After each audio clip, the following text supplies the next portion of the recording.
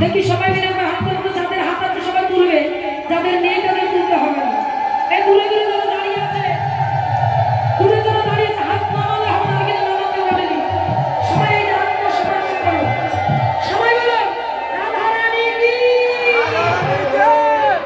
রাধে রাধে রাধে বরসানি বলি রাধে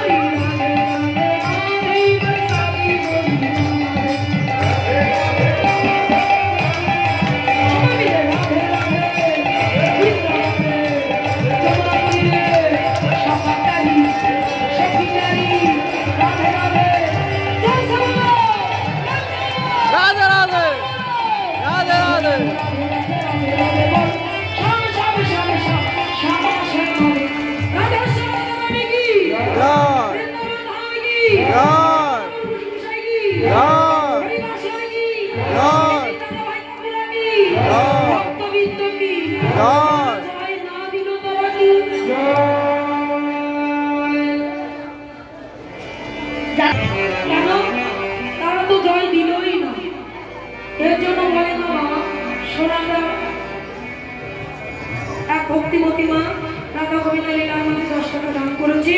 এই দান যেন আমার গোবিন্দ সেবা হয়। জয় নিতাই গৌর হরিব। তাহলে সোনাটার মধ্যে তো কখনো এক হয় না, সোনাটা হয় একটা করে মজাটা হয় তা একটা করে। তোমরা কেউ শুনে দিচ্ছ না, বুঝে দিচ্ছ, আমি বুঝতে পারছি না। আমি ভুল বলছি না ঠিক নাকি সেটা তোমরা বিচার করছো। আমি কি বললাম?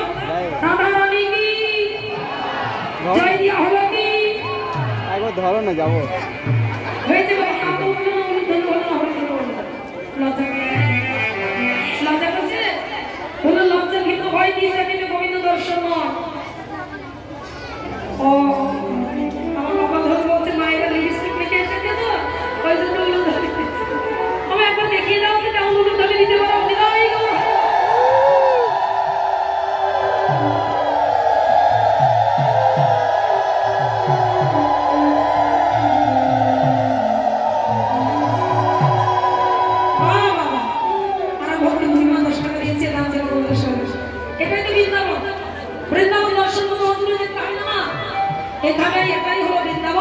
এই বৃন্দাবনের মাঝে সবাই আমরা এসেছি। তাই এই বৃন্দাবন লীলার মাঝে লীলায় প্রবেশ করবার আগে একটা কথা আমি বলতে চাই। কি বলবো বলো তোমরা হয়তো আমার কথাটা শুনেই বুঝে গেছো। কি বলবে জানো? এক মা দিয়েছে 10 টাকা, এক মা দিয়েছে 20 টাকা, এই দাম জন্য গোবিন্দ সেবা লাগে।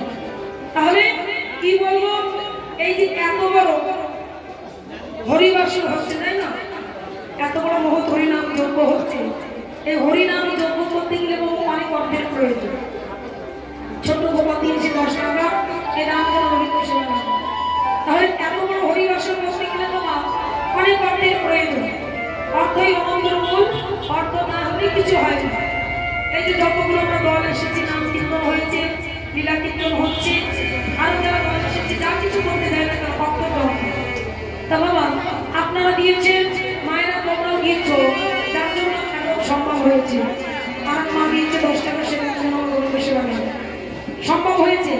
আর এই অনুষ্ঠান যতদিন চলবে ততদিন কিন্তু দিয়েই যেতে হবে। 10 জন যদি 1 ফুট করে দেয়, সেটা পাহাড়ে পরিণত হয়। আর সেই পাহাড় থেকে নিয়ে যতই খরচ করো না কেন, সেটা কিন্তু শেষ হওয়ার কোনো চিন্তা ভাবনা ভয় থাকে না। তা বাবা আপনারা দিয়েছেন, মায়েরা তোমরাও দিয়েছো, যার জন্য এত সম্ভব হয়েছে, এত বড় অনুষ্ঠান করা সম্ভব হয়েছে। আর কালকে অনেক ভক্তর সেবা হবে। বাবা এমন কিছু করতে হবে যে সেই অর্থটা আমার ভগবানের সেবায় লাগে। জয় রাধে। এক ভক্তি প্রতিমা 30 টাকা দিয়েছি, সেটা আমি যেন আমার গোবিন্দ সেবায় লাগে। তাহলে এমন কিছু দেবে যে যাতে আমার ভক্তের সেবা হয় এবং আমার রাধা গোবিন্দের সেবায় লাগে। তো বাবু এই যে এখান থেকে আমার কমিটির কাকুরা দিদি ভাইরা যাবে, সবাই যে যেমন ভাবে পারবে। এক মা দিয়েছে 11 টাকা, এই রাধা যেন গোবিন্দের সেবা লাগে, কারো উঠে আসতে হবে না।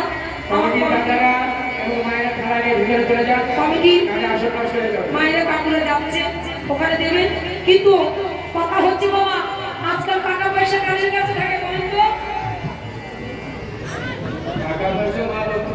আচ্ছা বাবা, আজকাল টাকা পয়সা কাদের কাছে থাকে? মায়েদের কাছে থাকে তো নাকি? কেন? মায়ের তো লক্ষ্মীর ঘর। আমার লক্ষ্মীর ভাগটা পাও তো? আগে তো 500 টাকা করে দিচ্ছিল, এখন 1000 টাকা পরিপূর্ণ করে দিয়েছে। অর্থাৎ ভগবানের সেবা তো দিবার জন্য কোনো কিন্তু রাখতে হবে না। 1 মাসের মাইনে তোমরা দিয়ে দাও। হ্যাঁ, 1 মাসের বেতনটা দিয়ে দিলেই তো হয়ে যাচ্ছে, ঘরে বসে মাইনে পাচ্ছি আমরা। রাধে। সবাই লক্ষ্মীর ভান্ডার না পায়, বিধবা ভাতা পায়, নইলে বিধবা